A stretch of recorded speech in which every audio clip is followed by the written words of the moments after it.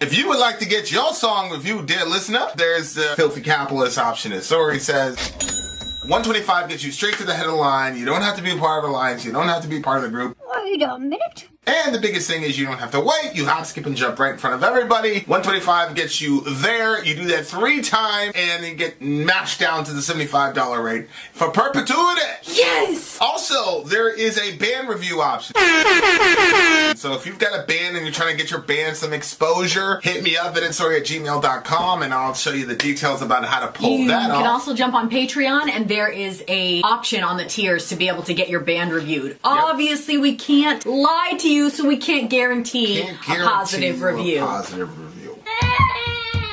Get what you get. It's just rubbish. Rubbish. Rubbish. That's British for garbage. My favorite is the community option. $1 at the gate gets you in at Patreon. You get to join an alliance. The alliance joins their points together, and that helps determine what songs that we do. The alliances hang out on Discord. Message me on Patreon to get the link. And they do all kinds of other cool things. They do Minecraft, Dungeons and Dragons. Yeah. It's really a community within the community. Anybody can go on the Village, Facebook.com/Vin and Sori. There's 160,000+ people on the channel. What's cool about the Discord is that it offers a real opportunity for community connection, friendship, that type of thing. And it's on Discord, so if you're not a Facebook person, it's for you. You start off at $1. Right. Plus you get exclusives. Sori and I are working on a song. So the first 15 seconds of that was on Patreon. Also, at $15 tier and above, when we actually debut the video, they're going to be there live with us. There you are, dear listener. Buy our merch. Buy our merch, you dumb butts. Yep. And a child shall lead them. Okay, we just got done doing a what do we call that? The Epic Underground DJ stream. And this is a bonus song. It's a bonus song. The name of the song is Murder Sherman by the band Whitechapel. Murder Sherman by the band Whitechapel. This should be a very interesting song for sure. Dear listener, if you're interested in politics or timely topical political commentary, you can go over to Middle America with Vin and Sori.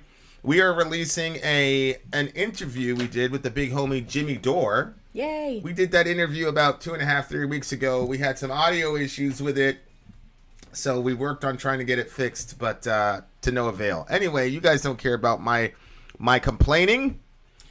Kai, if you've got a question about the DJ stream, hit me up on Messenger later. For now, we've got Whitechapel, Murder Sherman. Let's go.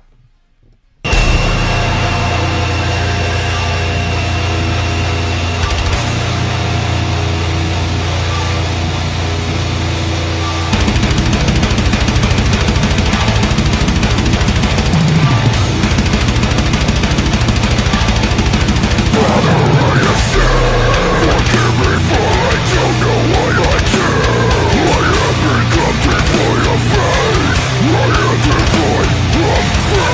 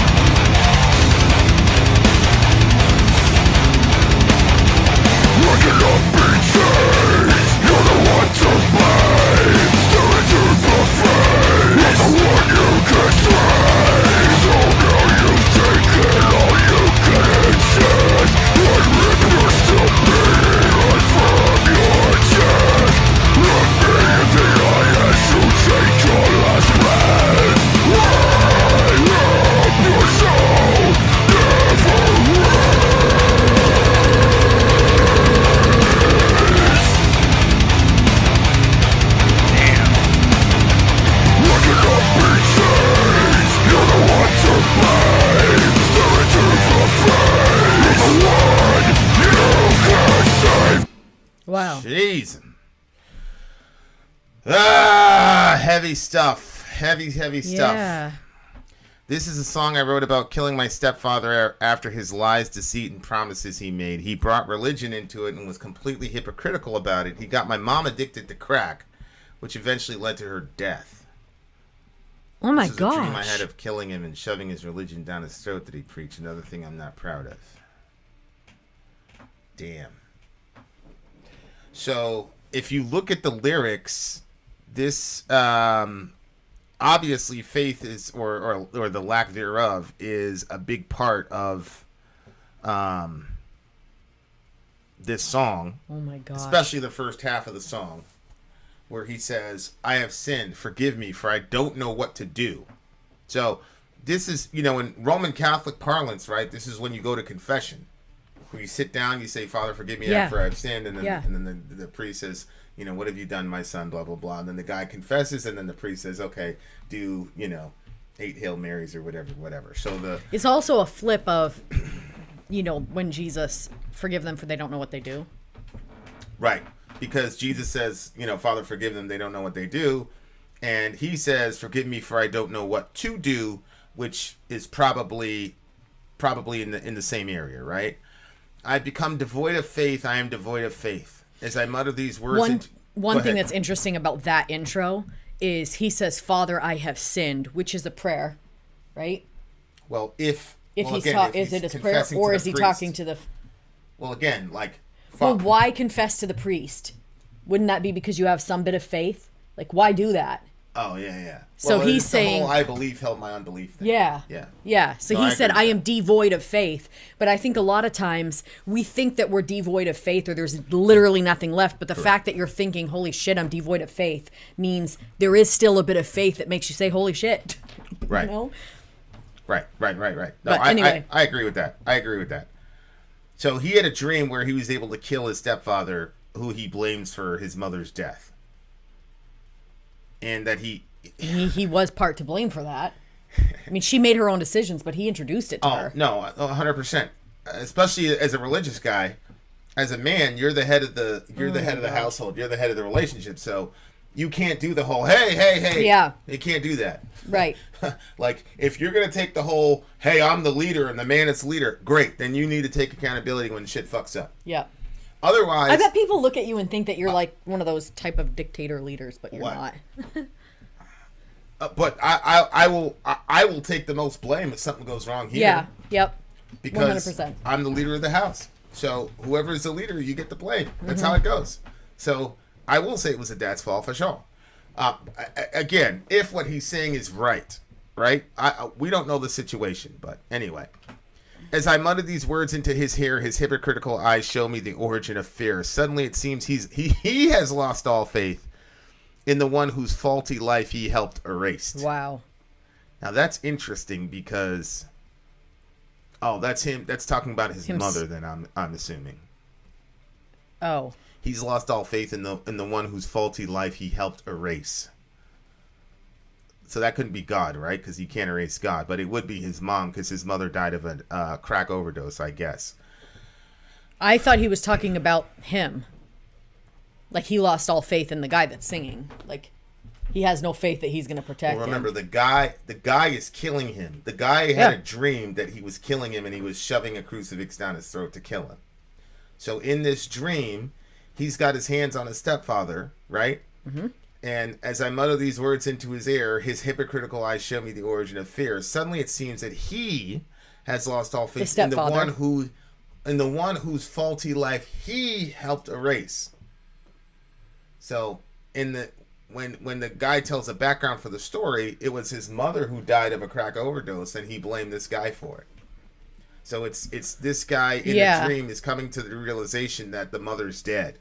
Yeah. So he probably whispered into her ear, my mom's dead and now you're going to die, that type of thing. So that's what it looks like to me there. He tells me that he can make things right. See? The very next line is, oh, you can make things right. I take his inverted symbol of everlasting life and brand it on his flesh in between his eyes. This is a cold-blooded crime, but it just feels so right. The upper hand is mine and so is his life. So, he's taking revenge on behalf of his mother because this guy introduced crack into her life, and he did it under the guise of, you know, the Christianese shit. You know, he found someone, which again, you know, people ask me, this is one of the things that I forgot to answer and ask me anything. People said, how has this channel changed your view of things or whatever? And so I gave an answer. But the other thing that really struck me on this channel, when you talk about unbelief, the standard response to atheism, particularly modern atheism, is Romans 1, which says, although they knew God, they did not glorify him as God, but proclaiming to be wise, they became fools. And because of this, their foolish hearts were darkened, and they're suppressing the truth in unrighteousness, because they did not honor God, nor did they give him thanks. So the trigger sort of immediate response to an atheist is to say, no, you really do believe in God, you're just suppressing the truth in unrighteousness. Oh, that's what Romans 1 says, right? And that was sort of my standard like instinctual go-to. Anytime I hear about an atheist, I'm like, oh, you're just suppressing the truth in unrighteousness. But then I get into the channel. And this is true. This is very true. We meet all these atheists. Yeah. Now, some of them, that's just true. Right? Yep. Some of them that's just true. There's nothing they'll say, oh, they'll complain about evidence of like, oh, there's no evidence for God. And I'll say, okay, what constitutes evidence? Well, I don't know.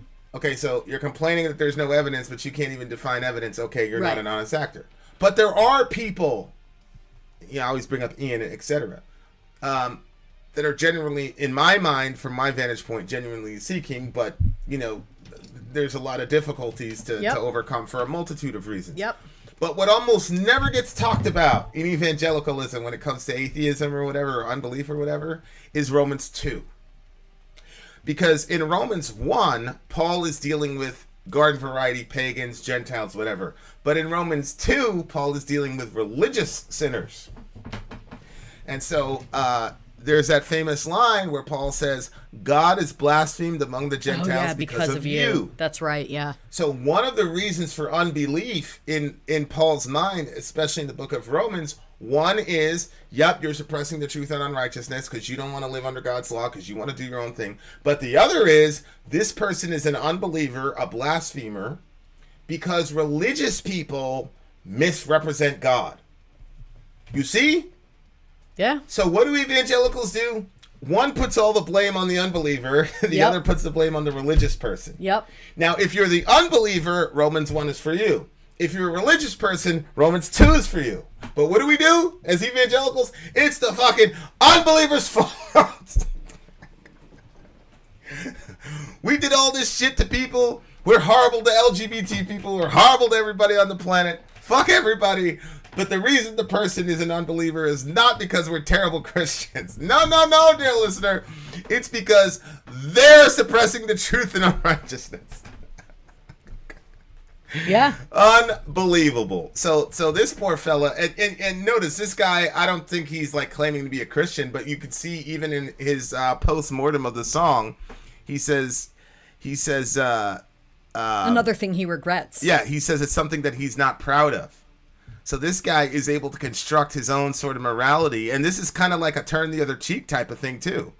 He's not proud of killing the guy that's responsible for killing his dad. That's turning the other cheek. Killing his mom. Yeah. Killing his mom. That's turning the other cheek. You know what I'm saying?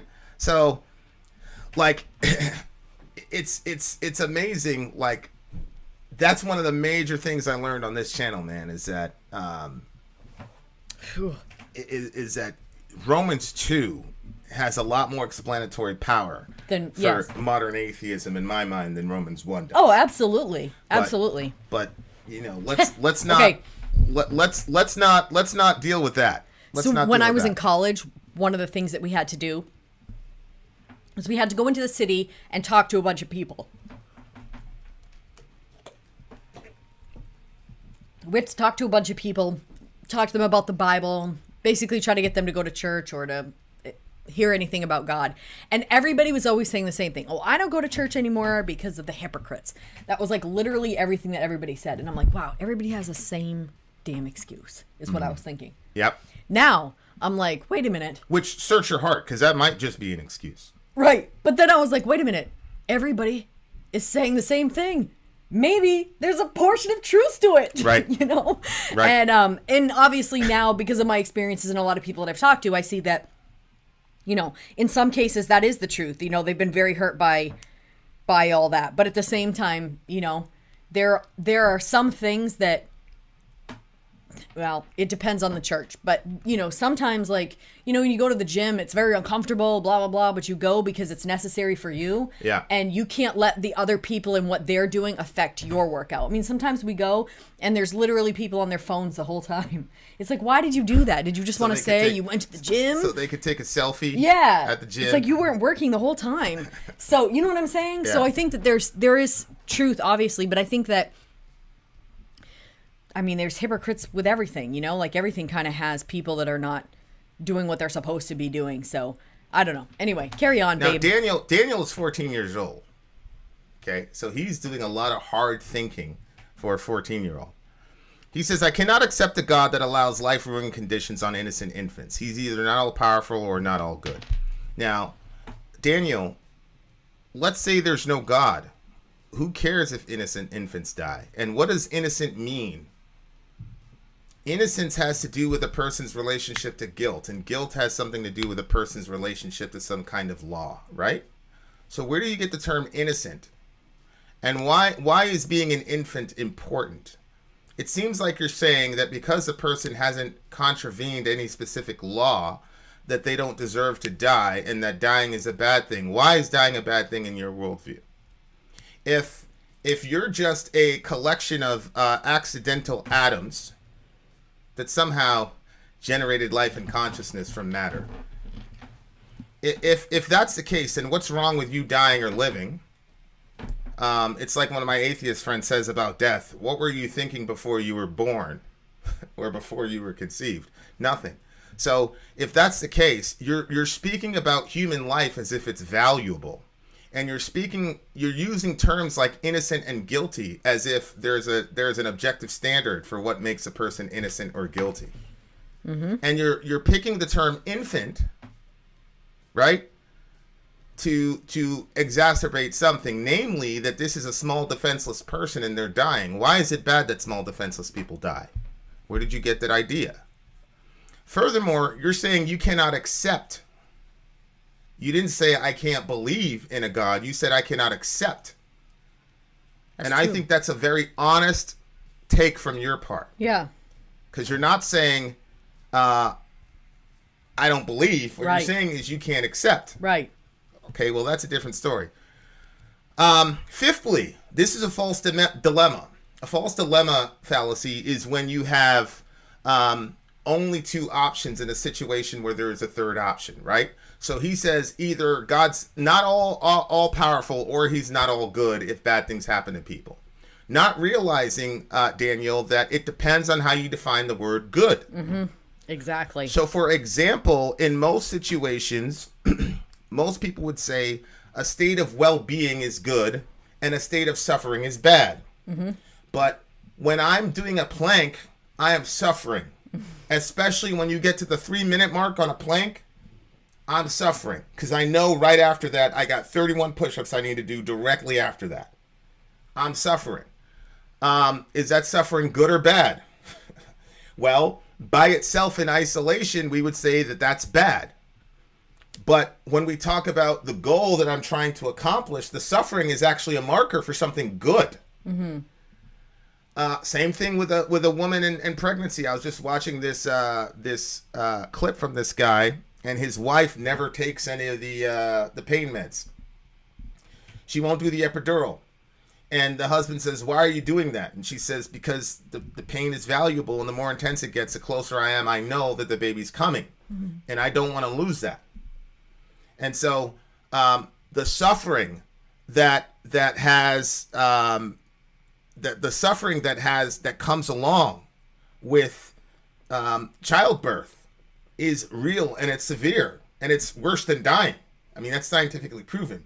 But every mother on the planet, if you said, okay, you can trade your kid for this, for that pain, they'll laugh at you. Mm-hmm. They'll say, no, I want the pain. And that's why you see grown men in the NFL crying after they win. They're not crying because life was treats and crumpets for them. They're crying because they were all grinding. They missed time with their wives. They missed time with their kids. They got injured in the season. They got yelled at by the coach. They got slammed on ESPN. It's all the suffering that they endured. They haven't been able to eat everything and anything they want. All the suffering they endured culminated in this great victory. And and they'll all tell you it's a suffering that made the victory so much more sweet. Mm-hmm. So that when you get a guy like Derek Jeter, his first year as a professional, he wins the title, and he said, "Yeah, I just got used to it. It wasn't until I had a gap and we kept losing that the next title was special." Oh wow, yeah, I can see that. So this is a false dilemma where it says, look, if there's human suffering, either God is all powerful or he's not all good, or he has a plan to bring goodness through suffering, and it's not like that's just some abstract idea, because we have literally millions of examples to where people who suffered says, I had to suffer. Otherwise, I wouldn't have been able to do X, Y, and Z thing. No, that's true. And as that's I say true. all the time with the problem of evil, everybody talks about how awesome this community is and all the rest of it. What has brought us all together? Pain. It's our collective suffering that has brought us all together, guys. No, it's facts. Right? Like, metal music is not about human happiness. Most of the time, metal music is about shared human suffering, and that's how we all found each other. So, I see what you're saying, Daniel, on the outset, but I think that there's a third option, namely that God uses pain to give us the ultimate good, and you still haven't defined what ultimate good is. For me, ultimate good is for a created being to see and behold the glory of God and express it, because God and who he is and what he is the highest. It's called the beatific vision. Blessed the pure in heart, they will see God. Yeah. Even in the Islamic theology, one of the, in my mind, the best benefit of Jannah is not necessarily the women or the rivers wine. of wine, but I think it's every Friday, Allah does a thing and everybody gets to see Allah. And like there's like there's a loudspeaker in Jannah and it says, "Hey guys, blah blah blah, go." There's your Lord. So seeing God, knowing God is the ultimate good. If that's the case, then anything that stops me from seeing and knowing God is bad, and anything that aids me in seeing and knowing God is good. So if I become a multimillionaire and I forget God, most people would say, oh, that guy's blessed, but I'm really in a bad situation. Right. So if God loves me and my millions are distracting me from seeing him, which is the ultimate good, if he loves me, I'm going to go bankrupt. Yep. Now, because I'm immature, I'm going to say, oh my God, how could you do this to me, blah, blah, blah, blah, blah, blah, blah. And in reality, God's like, what do you mean? I've done you the best favor you've ever had in your life. But because our definition of good stops at mankind and it doesn't transcend it, we think anything bad that happens to us is evil. Anything that makes us feel good is good. Anything that makes me feel bad is evil. And that's how you get heroin addicts. That's true. My brother just texted me today. He's like, yo, man, he lost 2 of his friends today. And it was crazy because I was tracking it. They had the Lewiston thingamajiggy. They had 2 bodies, unresponsive or whatever. And that's what happens, man. When you don't define good in a proper way that can account for the exigencies of human nature and living in a sinful world, then you end up doing shit like that. Oh God. You cannot define good as only the things that make me feel good and evil's only the things that make me feel bad. That is not only is it immature, it's dangerous. You don't even have to be a Christian to know that. That's a dangerous way of looking at the world because it'll kill you. So I have no issue with Daniel having that question. I just think that there's a lot of assumptions in that question that only work in a Christian worldview or a theistic worldview. I mean, I suppose Islamically it could work as well. But that right there is the issue, is that take your time and define what goodness actually is. Because when you define what ultimate goodness is, then you can reverse engineer and see whether or not something is good or evil or consistent. For my mind, beholding God and knowing God and being, we talk about like being pulled into the storm, right? The storm of the Trinity that's been going on for eternity. That is the ultimate good. It's the ultimate high. And I've had a lot of great mountaintop experiences, but I mean, being in a room of Christians and we're just worshiping God, like there is nothing. I wish and I've been to rock shows where everybody's like in unison and we're holding up their camera and all that, and like everybody's like one for that, and that's a special. But there's nothing like being in just a room of like 10, 15 Christians and just getting right in there with worship. Just getting right in there with worship. There's nothing like it. There's really nothing like it. And so again, it all depends on what you're defining as good. It'd be naive to say that people always benefit from suffering. I didn't say that people always benefit from suffering. What you said was that if there is suffering, that means that God is not good or he's not all powerful. And what I said was that that's a very simplistic way of looking at the world, because there are millions of examples where people's suffering has worked for them something better. On top of that, Daniel, is you have to account for human sinfulness, because all of us are pretty much calibrated on Hitler and child molesters as far as like God should punish those people. But then when it comes to the shit that we do, God shouldn't punish those people. God shouldn't punish white liars. God shouldn't punish people who watch porn. Only punish the people I want God to punish. So then we get put in this crazy situation where God now has to justify himself because something bad happened to sinful people. And I'm saying this as a person, you guys know my story. A lot of bad things have happened to me. But the fact of the matter is God doesn't owe me anything except for wrath and judgment. That's the only thing God owes me. And that's the only thing God owes you, Daniel. That's the only thing God owes anybody. So anything that I get as good is blessings from a God who is consistently good to ungrateful people. There's that side of the problem of suffering too. And it's a hard thing to say. But when you're a parent, a lot of these things become clear. This is so true. So true. It becomes very clear, because as a parent, sometimes you put your kid in a situation where, they have to live out the lessons that you taught them. See what I'm saying? So that's my take on it. But this guy is I love the hell out of Daniel, because Daniel, like, he's really wrestling and struggling with this shit. Yeah. Man. And I appreciate that. Yep. As do I. Yeah, and I appreciate everybody who's in the struggle, man. I appreciate everybody in the struggle. Peter says, or Sarkast says, you got to find the balance. If you only focus on the afterlife, it's wasted. If you only live a totally hedonistic life, charging after one instant gratification, it's the same. Yeah, I'm not a very big afterlife person. I don't talk a lot about the afterlife because that's not really the emphasis of the New Testament or what Jesus taught. Jesus didn't say, repent so you don't go to hell when you die. He says, repent, for the kingdom of heaven is at hand, has arrived, or is at hand. So the things that Jesus taught were very this world oriented. Absolutely. It's only people that are living in a nice, comfortable environment that can do the whole, let's just wait till we get to heaven thing, because you don't have the urgency for stuff to change. But I think Sarkast's point is very well taken, is that if you're so focused on the afterlife, and it becomes escapism and not theology. There is a way to look at, I agree with that. There is a way to look at the afterlife in a productive sense that affects this world. But I'm not really interested in any afterlife discussions that don't have ramifications like in the next 5 minutes, right? Because and I know I'm a little bit different Christianity-wise on that, but I think that that's the point, because you have to look at Jesus's emphasis in the New Testament. All the shit that he said in the Sermon on the Mount are only things you can do in this life. You can't turn the other cheek in the next life. Right. You can't not lust after a woman in the next life. This is all shit that you have to do here.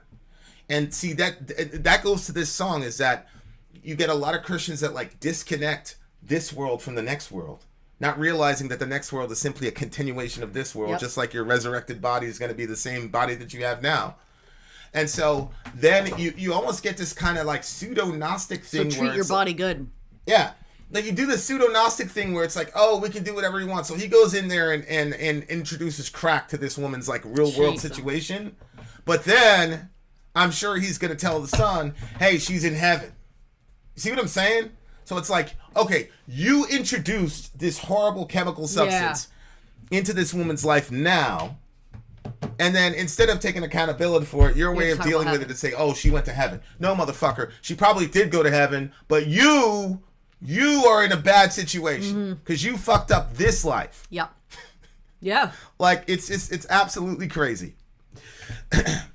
And then the last thing, Daniel says, not all suffering has a point. Sometimes people die alone from sickness and pain. No one misses them. What's the point of God allowing that sort of thing? Daniel, how do you know that? Mm-hmm. How can you possibly say not all suffering has a point? Daniel, what you should say is, I can't understand the point of all suffering. But you can't definitively say not all suffering has a point. Right. Little bro, you're 14 years old. How in the world can you make such a statement, not all suffering has a point? How many times have you been outside of your city? Like, I'm not mocking you at all. I'm saying, I'm challenging you. Think about this. How can you make these definitive statements about this? It's the same thing you said about evolution and morality yesterday. You're making a lot of really definitive statements. And I just want to know, like, how did you come to this conclusion? Okay. So that's my shot at it. This song is deep, man. Like, if you're a religious person, like, you got to be oriented in this world. However you work out your theology, you have to be, because we really hurting people out here, bro. People are really hurt out here. And the other thing that really annoys me is when you have questions like a Daniel's asking some serious questions that I don't think he would get to ask in youth group.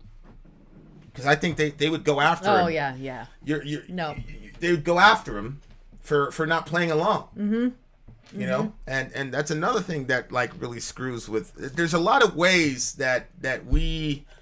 And obviously, we feel it a lot more because, you know, we're on camera all the time and all the rest of it. So we hear back from... You know, and a lot of times it's positive, like, hey, if I'd have been introduced to this version of Christianity. But a lot of times it's like, you're a fucking horrible Christian, blah, blah, blah, blah. You know what I'm saying? Mm-hmm. And you have to kind of take stock. And I've adjusted, Cassia, a conversation with Cassia has adjusted how I engage certain topics. Yep. And so, like, you have to be open to that. But for me, like, if somebody says, oh, you hurt my feelings, that doesn't necessarily change things for me. Mm-hmm. Because... that's my understanding of pain. Sometimes pain is good. So if I hurt your feelings, I have to see whether or not I hurt it for a good reason. But, there was something going on. I'm not saying the specific issue because I want to respect Cassia, but she said, you said X, Y, and Z thing. Here is my situation, blah, blah, blah. And I said, you know what? She's right. Yeah. She's right. And you adjust. Yeah. And that's all you could do. Yep. That's all you could do. So, you make those adjustments. As a Christian or whatever religion, you have to make those adjustments. And I don't sit there and obsess over it, but if somebody's making a legit argument, same thing with BM Fan. He's like, have you read any Marx? How are you talking all this stuff about Marx? You never even read him. Okay, that's a good point. Yeah, and then you did. There's no reason to get defensive about it. He's right. Mm-hmm. You know what I'm saying? So I would just push that out to the Christians or anybody religious in the world. Like, you have to be a good... representative of your religion, like it's just a fact. And this is one of the big things, that this is like, if you don't like really look at a lot of the Islamic literature, you get this impression that, we just went around and killed a bunch of people. Like, listen, man, when Muhammad went into Mecca, the people who like exiled him and tortured his folks to death. Yeah. I mean, I'm not going to lie. He had a kill list, right? Mm-hmm. Like, he had a kill list. And that was that situation when dude showed up.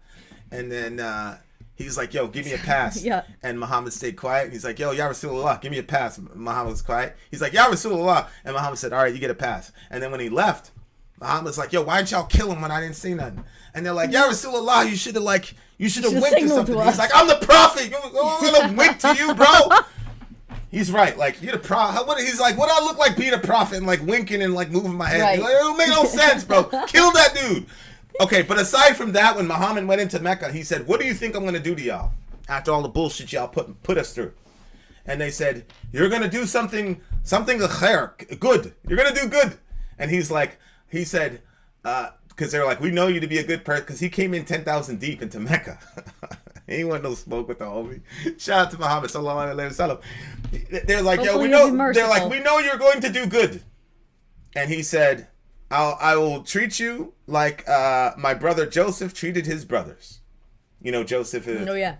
So he basically pretty much gave out a blanket forgiveness, and wouldn't you know it, a bunch of Meccans converted to Islam. Now, did they have a choice? Kinda, no. Not really. But my point is, Muhammad was very, very cognizant of the fact that you have to if you're a representative of your religion, you got to be top-notch character. You know what I'm saying? If it's time to get busy, Muhammad would definitely get bloody. He was not Jesus for sure, but there Some was a people very don't big, represent very, well. very big emphasis. I was just talking to somebody who works on music with they basically record music videos, and they said that there was a Christian that wanted to work with them, and they said, all right, I'll shoot that music video for you, but we'll push it out by 6 weeks so you can just really nail it down and come in really rearing and ready to go. And then the person showed up, and the person was like, oh, it's been so long since I've played this, I hope I can remember it. And the other person that was there with the woman that was doing the recording, he said, that's exactly why I don't work with Christians. Wow. He said everything is subpar. I'm like, that's a disappointment. It should not be like that. Like, we know better that's just, wow. Disappointing. Yeah. Yeah. All right. Good song. Good song. What do you give it? This is a solid 9 for me. Solid 9 for me. This one's a tough one to rate because of the story behind it and the real pain involved. I think I'm going with a silent count because of this homie's pain. Yeah. Silent count for me. Yeah. Shout out to the homie. I hope he finds healing. Peace. Finds healing and I hope that he can find a way to differentiate his stepfather from his heavenly father. Mm-hmm. And I know that sounds corny, but there's a lot of hurt people out there, bro. Yep. A lot of hurt people out of there. So send us an email, band person, and I'll send you this little tiny bear. Much love to everybody, though. I'm out of here. Vin out. Sori out. Gone. All right, you beautiful people. Thank you guys for hanging out. Thanks for hanging out for the bonus. Shout out to Daniel for all of his really challenging, insightful questions. We will see you guys very, very soon. We have another one on the docket for you guys real soon. Shout out to Kai.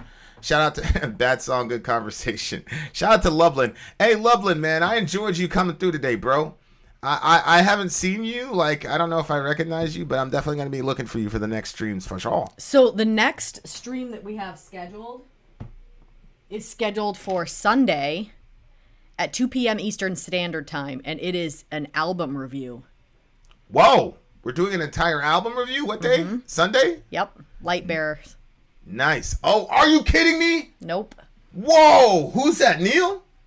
No, I think this is Mark. Yeah, it's Mark. I am very excited. We're doing an entire freaking stream of an album. That's going to be great. Mm-hmm. I'm a bit bored by people seeing history through the eyes of victors and heroes. In fact, 80% of all the people would have been perpetrators, killings, Jews, or crucifying Jesus, so that's a bit flawed. Don't know what he's saying, but I probably agree with sarcasm. Yeah, Sunday is tomorrow. It's tomorrow. Yes, it's tomorrow. Later, Cassia. Good to see you. Good to see you. Bye, guys. Hugs for the homies. We're out of here. Vin out. Sorry.